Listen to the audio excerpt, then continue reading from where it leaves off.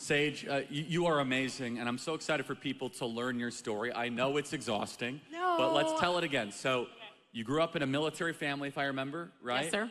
And a Christian family. Your life goal was to be involved as a sports journalist. Yep. Or involved. You reached that goal. Tell us your story. 11 years old, watching the 1984 Olympics, 12, so you can do the math. So when people say I grew up watching her, I could slap you. Because you're aging me completely, and that's okay. Hair dye does wonders. I was 11 years old when I said I want to be a sportscaster, watching the 84 Olympics, knowing that I wouldn't play any sport past high school.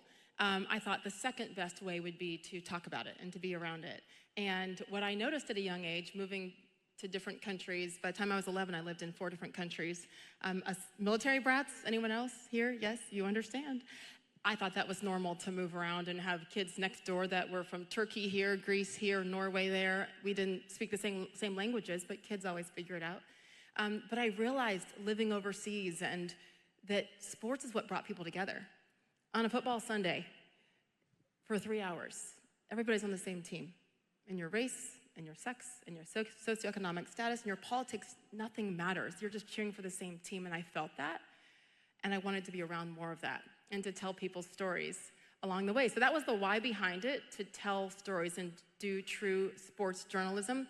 The problem was I don't think you knew this, I was really shy, like weirdo shy. And my parents were like, okay, so you want to be on TV. Probably need to talk a little bit more then. So I had to really push through that fear from a very, very young age, and went to school for it at Indiana University, Hoosiers. Thank you. Do you know that I think it's the 10th, so it's this weekend, right? Yeah, Saturday is the 30-year anniversary of my graduation from Indiana University. So the 30-year anniversary last time they had a good basketball team. Wow. Were you alive then? One. I was one. He had diapers on. This is great. See? Open mouth, insert, whatever. I'll just leave now if he's gonna do that. I'm kidding. I'm kidding. I'm kidding too. I love it. I take pride in it, and you're absolutely right. But I just knew from that young age and got into it, and then local TV, regional TV, and actually, I don't think you know this story either. 2004, I got the call I'd been waiting for from ESPN. I was working in Washington, D.C. At Comcast Sportsnet, covering the Baltimore Ravens and the Washington Wizards and Maryland Terrapins and you name it. And I got the call and went up to Bristol, Connecticut for the audition. Scared to death, kind of, sort of, but I was really, really, really pregnant, like 12 months pregnant with my second kid. By the way, my first is over here in the orange shirt. Say hi, Quinn. Sorry.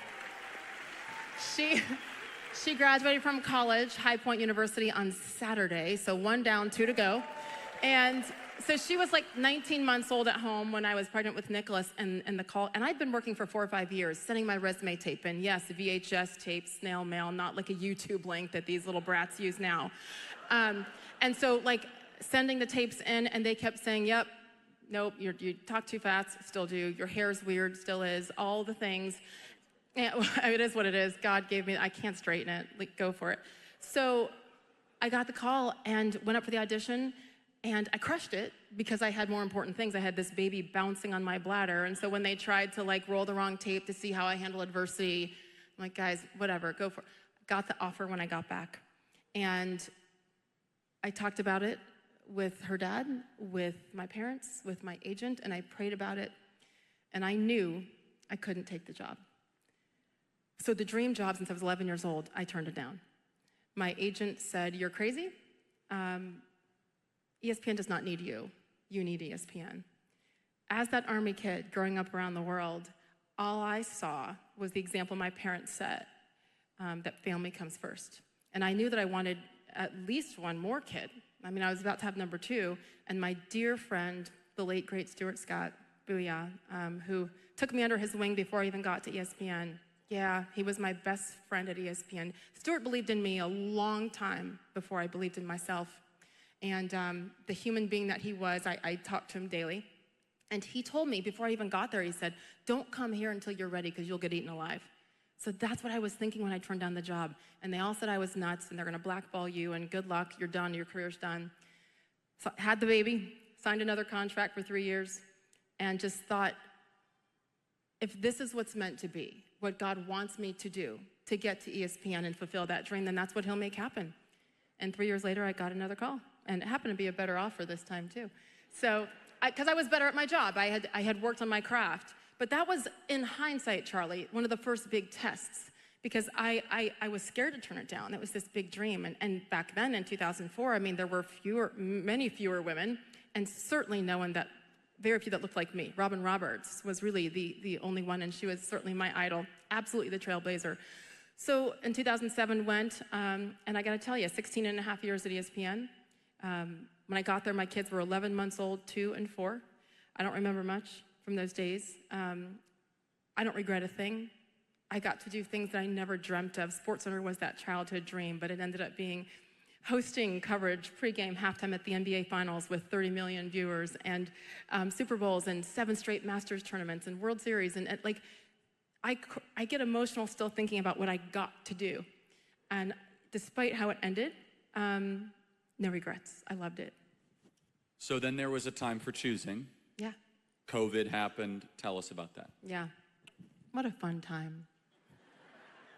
I had actually lived here from 2014 through 17. And so when I come back to Scottsdale, I cry because this is, oh gosh, right, Quinn? We landing today, and I started crying. I'm like, this was home. I hope you appreciate where you live. This is the best place. It is the best. It's the best state in the union. It is. I will be back, mark my words. And I had to come back to Connecticut in 2017 when they were going through layoffs, said, we want to keep you, but you got to come back. So I'm smart, and I loved my job, and so you leave and you go back. And I was watching how it was being handled here. And it was a lot different than the Northeast, as you know, just like California. And basically, long story short, I went on a podcast. Anybody remember Jay Cutler? Sports fans, former Bears quarterback. I did a ton of terrible... Well, I'm a Bears fan. He never brought us a Super Bowl. I'm just going to say it. Not even close. I know. I know. He, No, he is a conservative, though, so... He is, but he's really quiet about it and needs to speak up a little bit. Got to be more like Sage. Come on, Cutler. But he had just started his podcast, and his publicist said, hey, he hasn't had a woman yet. Would you mind? I'm like, absolutely. I actually had crushed him on his Bears highlights for years. I'm like, let me go on the podcast and try to be nicer. And he did a great job. His research team, they did a great job, and they looked up things that I had spoken about in the past, in particular on The View. This is in 2014. I know, The View. 2014, when it was different. Barbara Walters was still there when I was on, and so he brought up, that was one of the hot topics, was Barack Obama, and Barbara was upset that I didn't identify as a black woman because it was important to me to say what I am, which is biracial. I have a mother who's half Irish, half Italian. When I say Italian, my grandmother's name was Filomena Lina Di Bertola. Yeah. I know when you see me, you think Italian all the way. And then my grandfather was William Edward O'Neill. So don't mess with Mona Steele. My mother will cut you. And then my black father. So you guys, isn't that the definition of diversity? I'm so proud of my diverse background where my black family loved me as much as my white family. And our family reunion pictures were all colors of the rainbow, and it was a beautiful thing. And I didn't understand why Barbara Walters was so angry with me for saying I'm biracial. And so she asked me on live TV on ABC, why don't you identify as black? Our president does. And I said, well, congratulations to the president. I think it's fascinating because he was raised by his white mother and his white grandmother, and his black father was nowhere to be found. And he wrote a book about it. This is not breaking news. But you do you. I choose to identify. I said, I'm pretty sure my white mom was there the day I was born. And why not celebrate all of me, not just part of me? I think it's simple. So that hit different in 2021 than it did in 2014. So that blew up. I got in trouble for that. I got in trouble for saying that women in locker rooms, we need to be professional, and it does matter how we dress. That's another story for another day. And then finally, the COVID shot. I will tell you, Charlie, I had just come from getting the shot. We had until September 30th, 2021 to get it, or we were fired. I was devastated because I'm not a scientist or a doctor, but I knew that It didn't feel right to be forced. But I had 3 kids and had recently gone through a divorce, financially responsible for everybody. And I felt at that moment I didn't have a choice. And someone said, religious exemption. And I'm like, but it has nothing to do with my religion. So I wanted to be honest about my why. Get a medical exemption. Well, it isn't, I don't have anything wrong that I know of. This is just wrong, and it's my body, my choice, correct? Sometimes? So. Only if you want to get rid of another body. Right. So I fought it, and then at the end of the day, I ended up going, and I remember sitting in the parking lot of the grocery store that I had to go in and probably have someone off the street put a shot in my arm, and I just prayed and said, please, Lord, let this just go right through my body. Let it be nothing, just water that she's putting in me. And I remember sitting down, and I walked in and sat down, and she looked at me, and my eyes were red. And she said, are you okay? And I said, no, I'm being forced to take this shot to keep my job. And I just cried like a little baby. And she looked at me, and she said, this is so wrong, and I'm so sorry. And then she held my hand, and with her other hand, I don't know how accurate it was, put the needle in my arm. And I can honestly say, it gets me choked up to say it, something changed in me at that moment, because I'd never been forced to do anything to my body. And there was like a little, I think in hindsight, some rage in me. And then it was over, and I got in my car, and I raced home because I had promised Jay Cutler to go on that podcast. And I had forgotten that I had a Band-Aid on my shoulder because I was shaking and berating myself for caving. I was embarrassed, and I was ashamed. And he brought it up on the podcast, and I was like, yeah, I took it. I said, I think it's sick and scary for any employer to force their employee to do anything to their body, but it is a global company. We are owned by Walt Disney, the Walt Disney Company, and I understand. Onward. That's what I said. I found out that it was not okay to say that, according to my employers, and I was called in within days of it dropping, well, within minutes of it dropping, days later, and basically pulled off the air, suspended off the air for 12 days, forced to publicly apologize, where they said I'd get fired. My agent said that. And when I say public apology, it's a very long statement that I spoke ill of the company. And then, of course, they passed it on to the Washington Post and the Los Angeles Times and the Chicago Tribune and every single web service to, crush me, to embarrass me, and then followed it up with, while we believe in diversity of thought, we're going to suspend her. So they didn't call it a suspension because I was paid. Paid suspension happens in sports all the time. I was taken off the air and forced to apologize. I was willing to let it go, Charlie, because I was scared, and they scared me, and that I wouldn't be able to feed my family and support my family. So what do? You do what it takes. The problem is it didn't stop there, and they kept taking assignments away, and things I had worked on for years, and hosting the Rose Parade in Pasadena and the New York City Marathon, and they just kept taking things. In the meantime, my peers were allowed to go on ESPN airwaves, not on a podcast with an old former quarterback, on ESPN airwaves, and talk about their opinions, how devastated they were when Roe versus Wade was overturned, how angry they were about that, and that girls, I guess, didn't have the right to kill their babies on a basketball show, or their opinions on George COVID. Floyd stuff. The George Floyd nonstop, Black Lives Matter. ESPN turned into MSNBC for Correct. 30 days. And I don't care what our beliefs are, even if they were aligned with many of what the people here in this room believe, you aren't turning to ESPN for politics. No, pretty not sure. at all. And This is why I don't watch ESPN anymore. I don't either. Unless there's a college football game I like. That's the only reason I would. The only reason they're still alive in my mind is because of the programming. They've done a great job. Without a doubt. It's not the daytime stuff. No.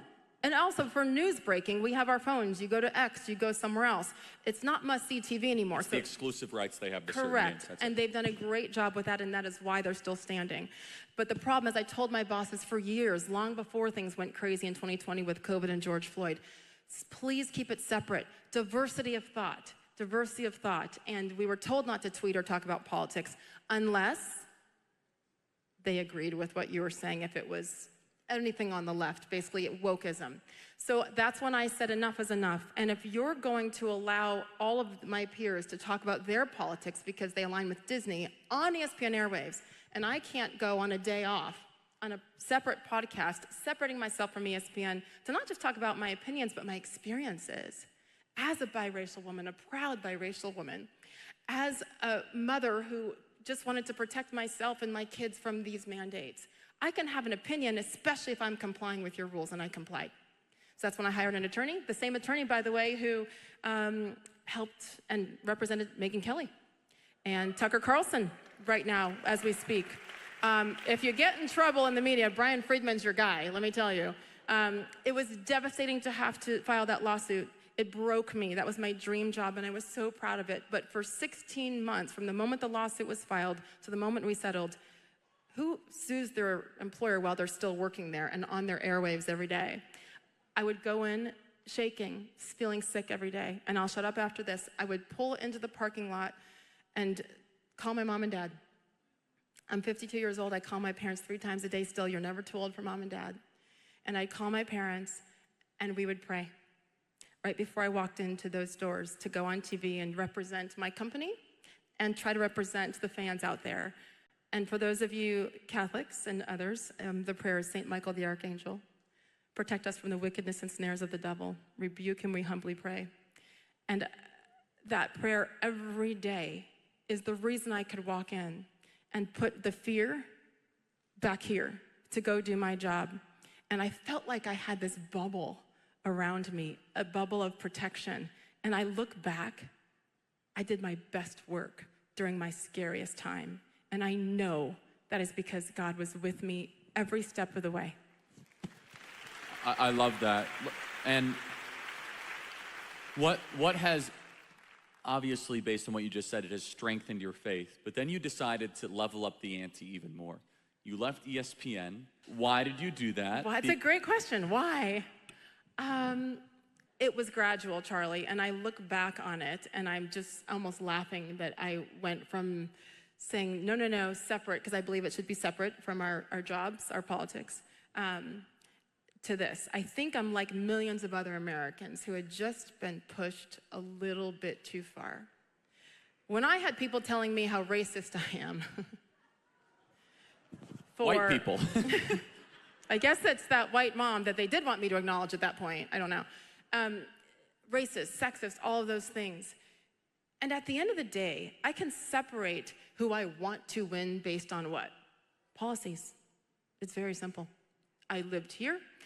I live in Florida now. I live in Tennessee part-time as well, and I lived in the Northeast. And when you can experience those different cultures, as I call them, you see the difference, and I didn't feel safer. I felt less safe. I also talked to my younger daughter when she was a sophomore, and she came home talking about the litter box sitting outside of the math class, because there were, it was a girl who identified as a girl on Wednesday, a boy on Thursday, and a cat on Friday.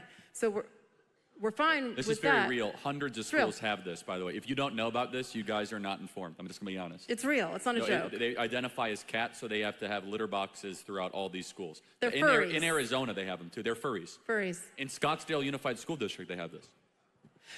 So when you see the craziness, and you're living it, and then you're trying to teach your children to stand up for what they believe in, what I realized was that if I stayed quiet, if I settled and did all the things and trying to build a new career from scratch, from nothing after being canceled 86 times, and then I still stay silent, I fought on the First Amendment, on my right for free speech too. If you're gonna let my coworkers say it because you agree with them but not me, that is in violation. So if I stood up for free speech, but then I go silent with the most obvious things, then I am a hypocrite. Not just to myself and whichever viewers may watch me or follow me, but to my 3 kids. When we're telling our girls and boys to stand up and be strong and not take it, and then we're silent, we are complicit. So I realized, for me, I had to do it. And then the best part about getting canceled so many times is then you realize it's okay. Like, I don't care. I think that was the biggest thing I learned through this whole process. As a firstborn, pleaser my whole life, that goody two-shoes girl, trying to make sure everybody, my mom, my dad, my brothers, my uncles, my neighbors, the people who don't know me, everybody likes me. And the most powerful thing was to be okay being disliked and to let go of that fear of being disliked. And if I can teach that by showing this to my kids, then this is worth it. And the day, I'll say this, the day before the lawsuit dropped, I went to each one of my kids. Quinn was a freshman at High Point. Nicholas was a senior in high school, and Evan was a sophomore in high school. And each kid, I said, guys, I'm sorry this lawsuit's about to drop. It's going to affect you. In the past, when speaking up, people had threatened my kids, saying the worst things because of their mother's opinion. And so I said, guys, I'm sorry for what's coming at you. Don't ever defend me. Don't ever feel the need to defend me.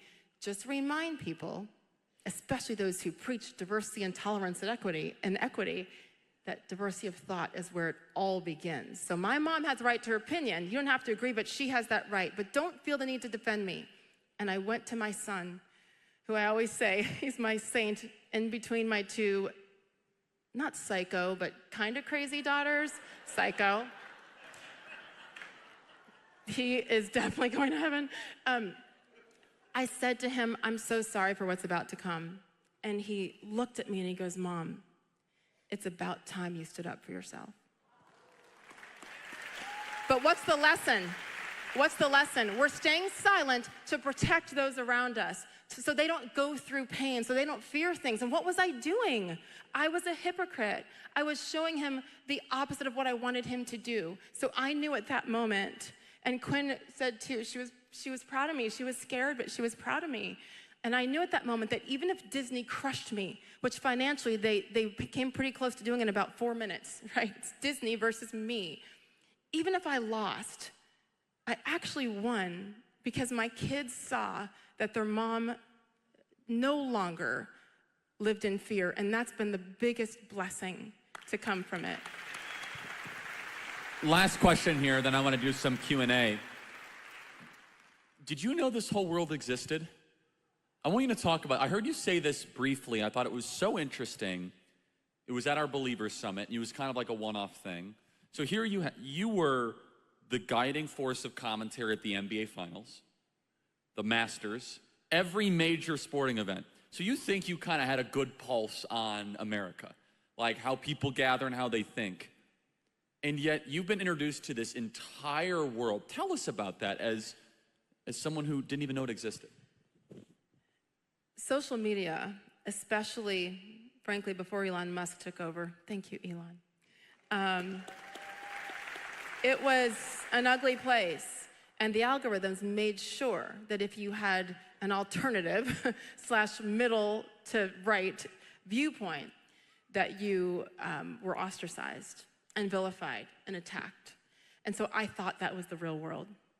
And I remember when I lived here and I was on the road back and forth with NBA, and I was at Sky Harbor, and I was afraid to make eye contact with people because I thought, and then because of my comments about my mother and diversity of thought and biracial and all that, I thought, oh gosh, now Black people aren't gonna like me and the white people already don't like. I remember just living in fear, like I couldn't please anybody, and I wouldn't make eye contact with people, Charlie, because I was told on social media that I was the worst, and I believed it. So to then come through all that and stand up, and especially when I was still at ESPN fighting to tell the story. Why are we not reporting on what Riley Gaines is doing? And talking about this massive story in sports and ignoring it, I began to get rumbles and whispers from people like, thank you, keep going. And I went, oh my gosh, there's so many other people like me out there. But if you listen to that, they want you to think you're alone. And that's why we stay silent. And I got out in this crazy world and I realized there's a lot more normal people than they want us to think. Common sense. But now what happens, I can't tell you how many times I have gotten emotional and cried and hugged strangers in airports across the country because they'll come up to me. It happened twice on the plane this morning. And I was like, oh gosh, I have a hat on and no makeup. How the heck do you, they're like, I'm like, I know. If I just change this, I'd totally blend in. But like, I have been in tears when real grown men will walk up to me, emotional, saying, I'm afraid to speak up for my daughter because I'm gonna lose my job. Please don't get silent. So when you realize this isn't even about me, this is so much bigger. It's about, my girls are, their competitive sports days are long gone. I have no horse in this race. But if God has given me this platform, even if it's over tomorrow, if I waste it, what a shame. And I finally realized that I'm not alone. And that's why I have to keep, even if he's gonna make me keep telling that ESPN story, because if I don't, what a shame, what a waste. Because if I can help others realize that they're not alone, because you do feel lonely, then that's a win. And I say this to these young girls. It should not be up to these young girls now to stand up with this sports trans ridiculousness. Where are the adults in the room? We have to continue to encourage the adults. Silence is compliance. And I do want to get to questions. I have to follow up on this, though. It is one of the biggest stories happening in the country. 890 women in the last couple of years that we know of have had championships, awards, and medals stolen from them by biological men. Commit that number to memory. 890 women. We're told, oh, this never happens. 890 women that we know of. Yes.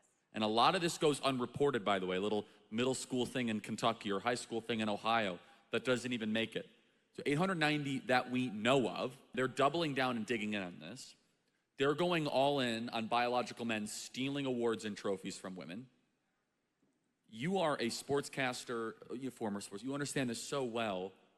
What is your analysis as someone new to the political world on this issue of obvious theft, of obvious cheating? And that's what this is. This is cheating. First of all, they're all cowards in my mind. Sorry. I also work with so many men. We were talking about this earlier. So many men, former NFL players and NBA players. There is no way they agree with this. The problem, and they have daughters who are playing these sports now. Like Shaq. It would be nice to have him speak out. It would be great to have any one of them. Charles Barkley has a daughter that played basketball near here, actually in Scottsdale. Yes. Right? Yes. I try to be really nice about this and watch my words. You don't have to be nice. Jesus was not nice. He wasn't. He was loving and truthful, but he was not nice.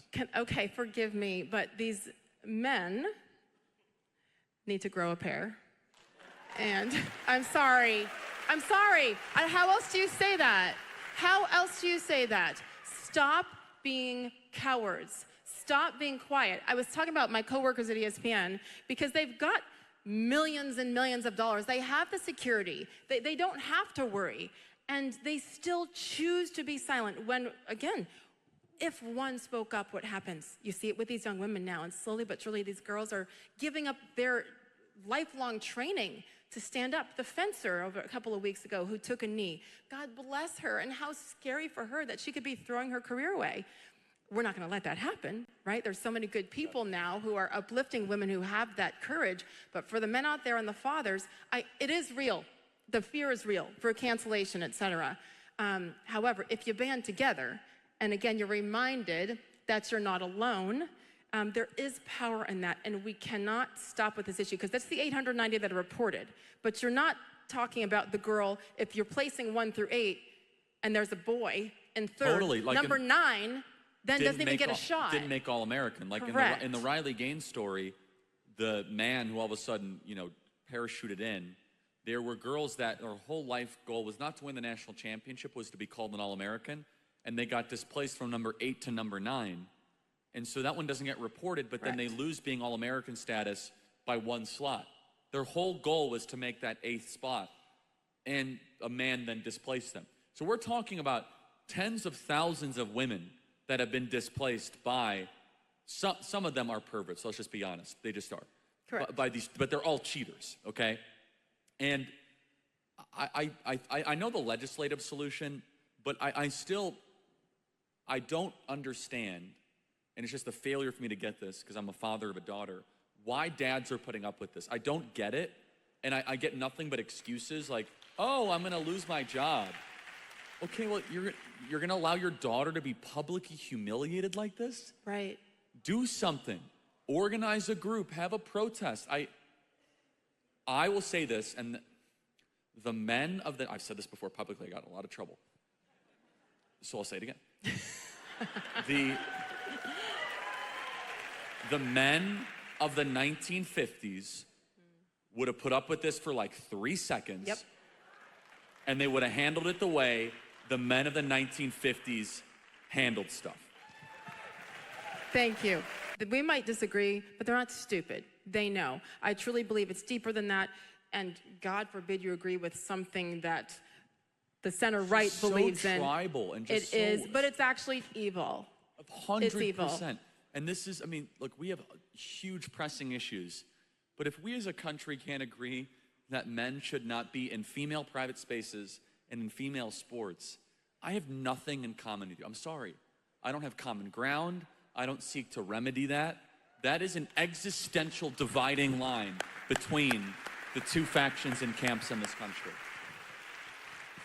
Let's do some questions. Let's start lining up. Sage, please plug your podcast, ways that people can support you, all that stuff, as people start lining up for questions. Thank you. I never thought I'd be doing this with, by the way, the Charlie Kirk. This man, I know, you're the worst at accepting compliments. My daughter's like, no offense, Mom, I don't listen to you, I listen to Charlie. This is long before I met Charlie. So thank you, thank you, thank you. And in general, I feel smarter. Well, I get to sit next to him. Can you rub off a little? But like when I watch your stuff and I feel smarter, and it does take courage to repeatedly go into the lion's den like you were this week with Riley at the University of Washington. It was great. You're crazy. But I'm so grateful for that. And I love talking to people like Charlie. For AmFest, which is incredible here, I was able to talk to you for like 12 minutes on my podcast because we're doing a short one. So it's the Sage Steele Show, YouTube.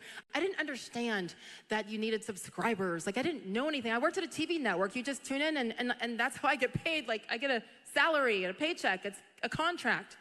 That's not what this world is. So if you would subscribe, Sage Steele Podcast. Everyone should subscribe to the Sage Steele Podcast. Do it now. But it's about conversations. It's about conversations even with people you don't agree with. And here's the thing. I think that remember, Sage Steele did this for a living for a while. She asks great questions. She's a phenomenal interviewer. So I think my parents were my guests last week, and it was the most important show I've ever done. Was my mom and dad.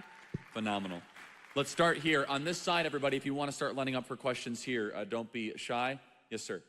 Hi. I believe that we are all spiritual beings having a human experience. God chooses the color of our skin. God chooses if we're a man or a woman. God chooses our parents, our brothers and our sisters, and God chooses the nation we are born in. And I don't believe there's a human being on earth worthy enough to judge God's choices. If you want to be worthy, take a star and put a planet in orbit around it and then call me and then we'll talk. My question is, I don't hear this being said, and I'm wondering why you can't say it. I agree with everything you just said. Thank you. Next question. First of all, actually, before I saw you at Carolyn Levitt at the White House being introduced there, I've actually never heard of you.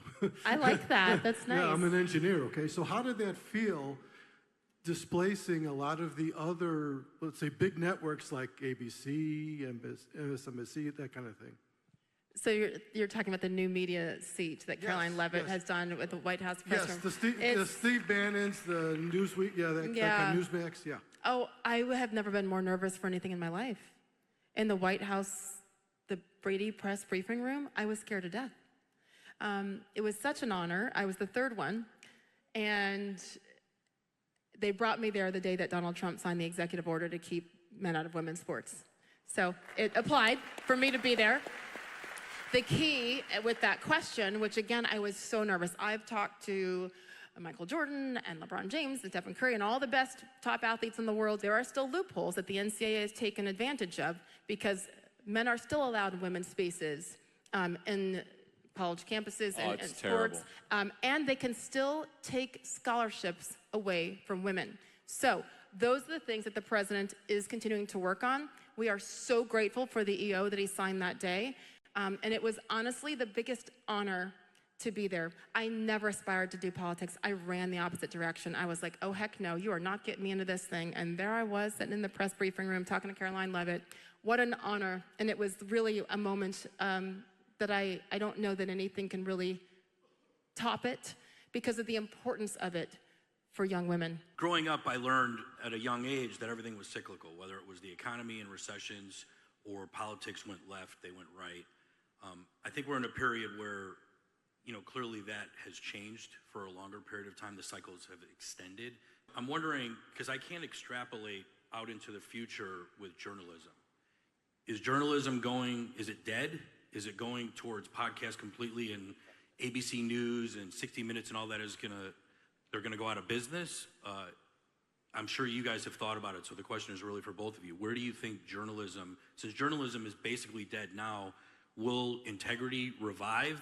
Because thankfully, Charlie, in your 15-year plan, I think that will have a lot to do with it, so thank you very much, Charlie. But both of you, where do you think it's going? Can you speak to that? I think it's going to take a very, very long time to regain the trust of the American people. And it should, because it's been abused. And they took us, and I consider myself a consumer as well as a journalist. Am I a journalist now? Am I an opinionist? I don't know what I am. Truth teller. But thank you. Truth teller. And again, just trying to ask the questions that I hope others would want to hear from whoever I'm speaking with. It's going to take, for me, I don't know. I don't think it's coming. Not with the mainstream media. Not with traditional TV news and ABC, NBC, CBS, Fox, as far as those 4 networks. And frankly, it doesn't matter which cable news network you watch either, even if you agree with them. It is biased. And so to me, it's really, really difficult. It is inherent. We all have to make an effort and go dig and research and not just have an opinion, but know why and be able to discuss it. Now, I know who I listen to, and I know my why behind it. And most importantly, when you have that information, understand they have a right to their opinion too. I say this to my kids, I say this to anybody who will listen. Just because you disagree with somebody doesn't mean they're wrong. Because at the end of the day, I don't know your why. I don't know what you went through. Every single opinion is based on someone's experience.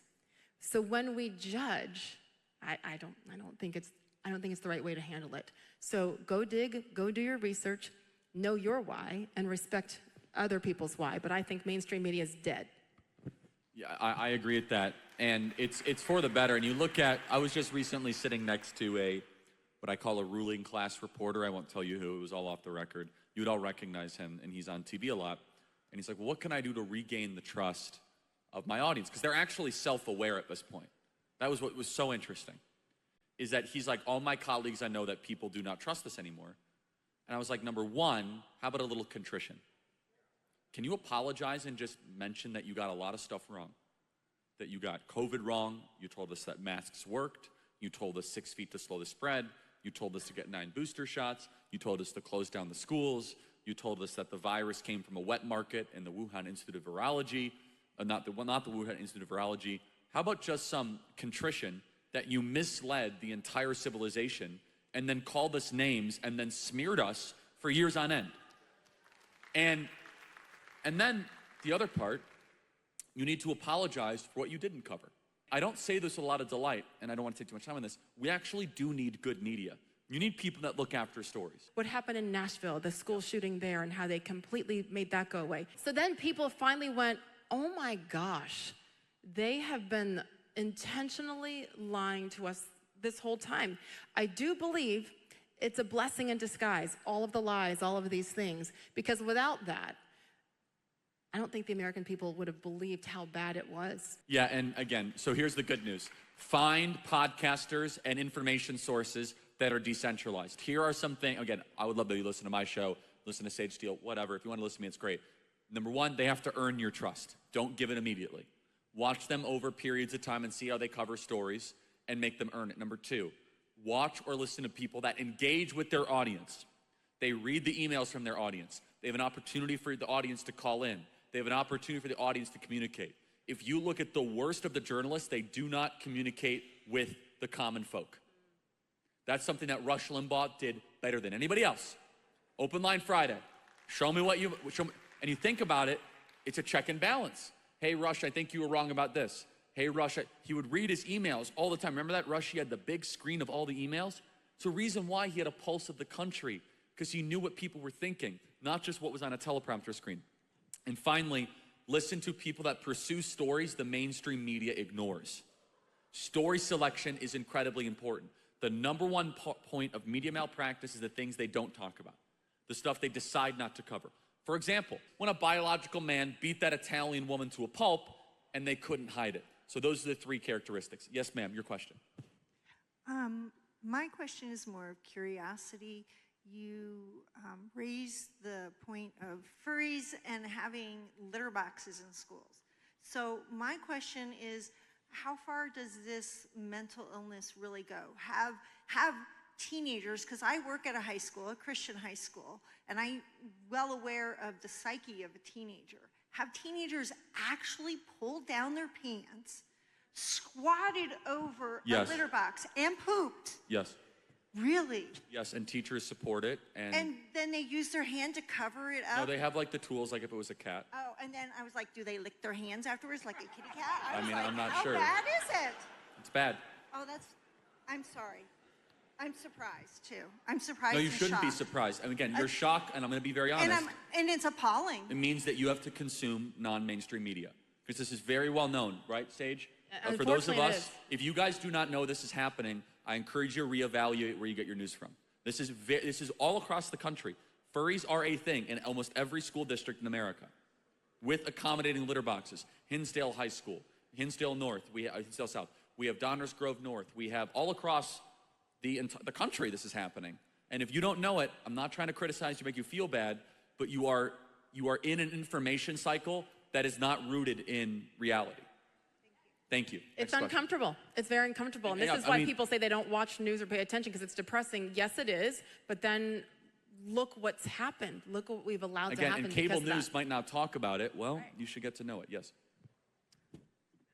As parents, do we have resources out there? I know the leftists are quick to respond to anything, but like you were talking about with the high schools, I'd like to have a lawyer look into the high school that my son is going to. That I'd like to change their mascot name. It's called the Demons.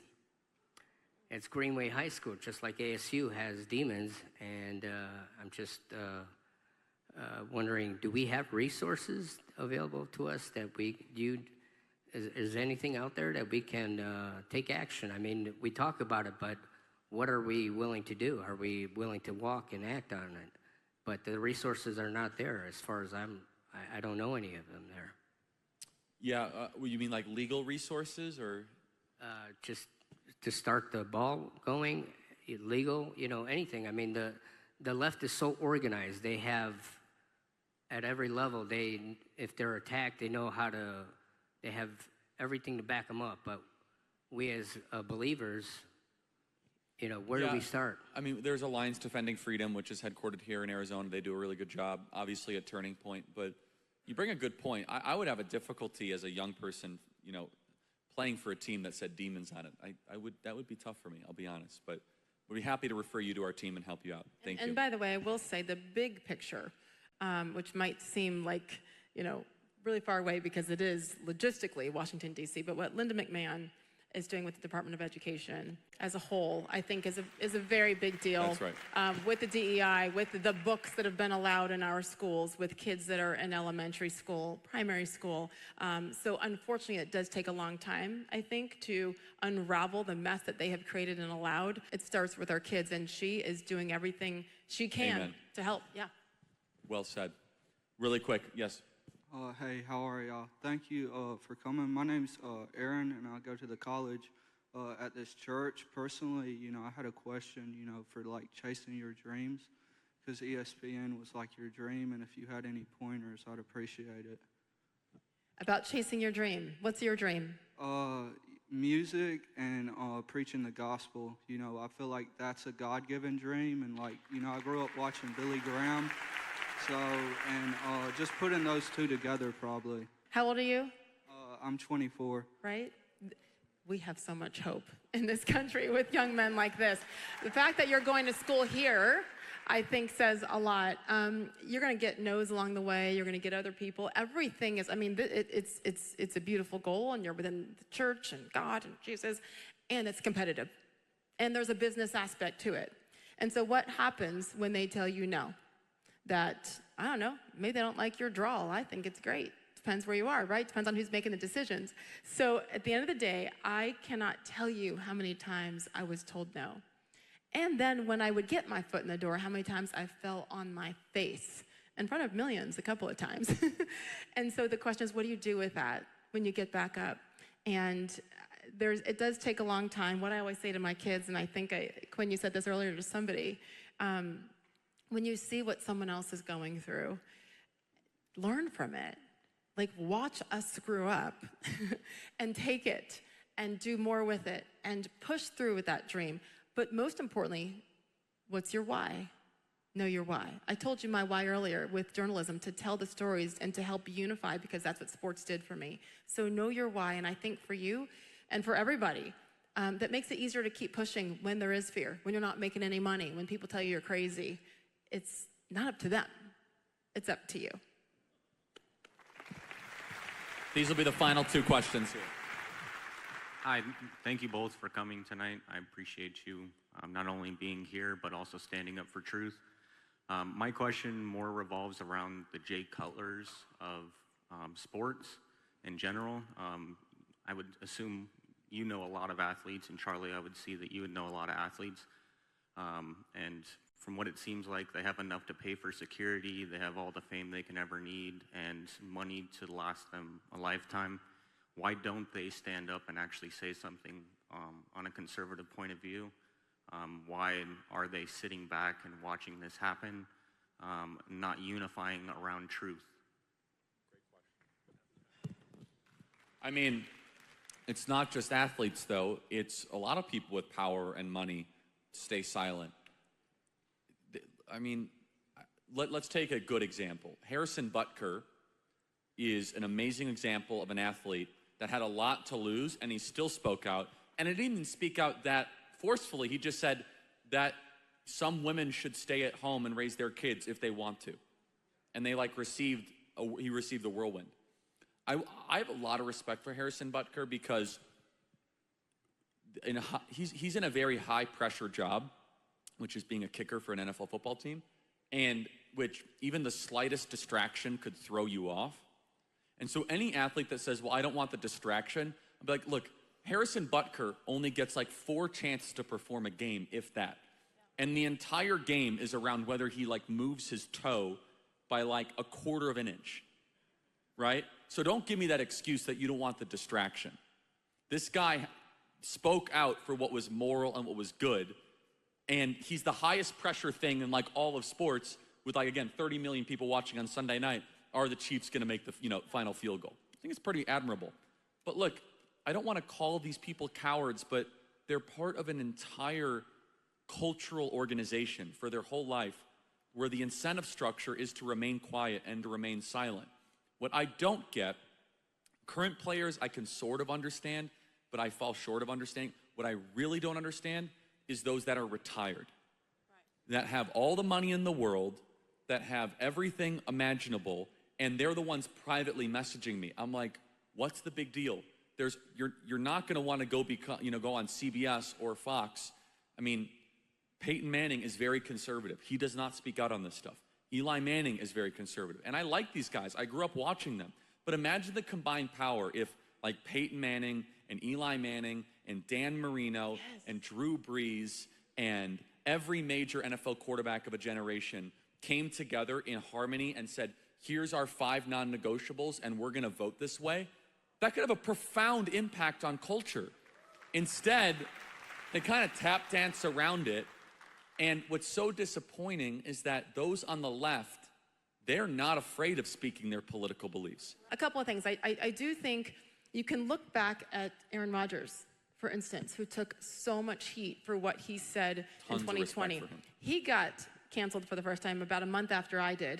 And so I'd known him for years through ESPN stuff, and we were texting, and I'm like, I mean, I was like, oh, good, Aaron's getting canceled too. And not that I'm on his level, but it was like, again, you feel like you're alone.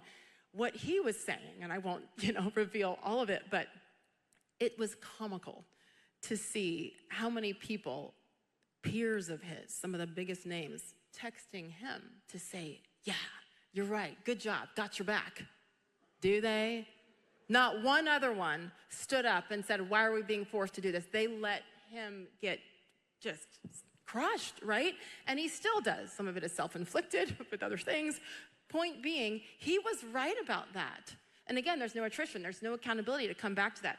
I do think, finally, we do have to remember, and I have to remind myself a lot, that as much as they are rich and famous and all those things, they're still human. They have fears. A lot of them are just like me, or at least how I was, where I really, really cared about what people think. And oh, that's true. They're hypersensitive to criticism. Very, very sensitive. And despite having the power to do so, they choose otherwise. So do I say, grow up? Yes, I do say those things and believe it. But I also have to remind myself that just because I did doesn't mean you're ready to do it. The problem is, if you don't, I don't want to hear it.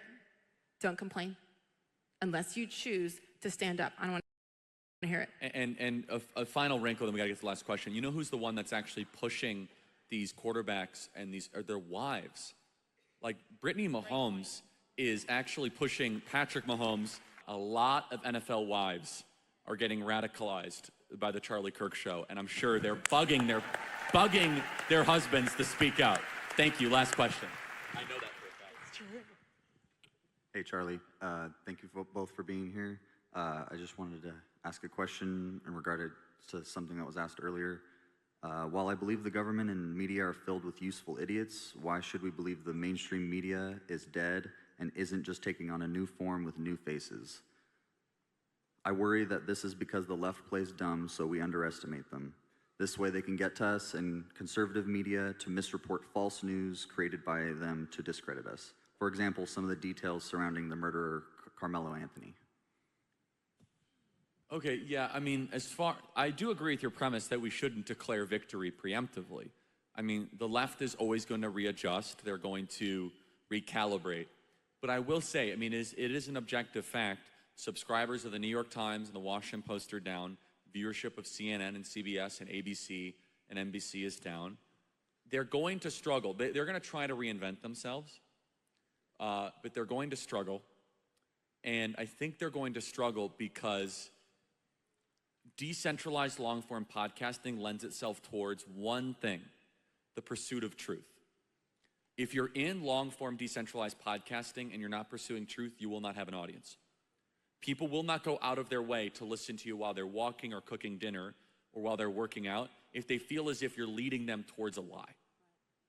And so it's almost, long-form podcasting is like incompatible with left-wing values because of this very fact. Sage, do you have a thought on this? Well, I just think overall, we're a lot smarter, aren't we?